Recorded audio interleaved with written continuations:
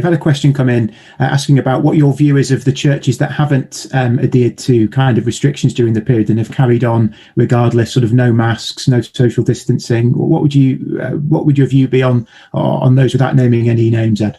Oh, I don't mind naming names, but I don't agree. The big question is, people ask me, should we go John MacArthur? And so let's name names, since that's what we're thinking in terms of. I mean, almost every church is down somewhere between 40 and 60%.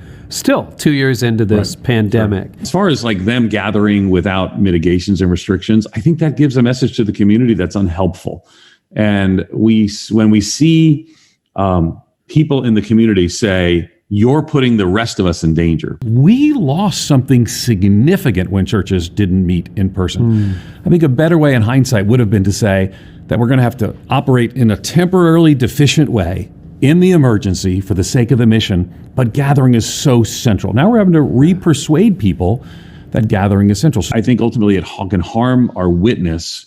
It can energize Christians and harm our witness at the same time. I think you need to ask the question about your witness in your community, and I think that has been hindered in many churches that have thrown off all caution, not followed mitigation, and more. That may be too blunt for you, because I know some of those people are your friends, but that's my thought, and I've not been subtle articulating that, so I figured I wouldn't be subtle articulating that here. Some of it is we have taught them, and they listened. They listened. It's just as good online. We told them that.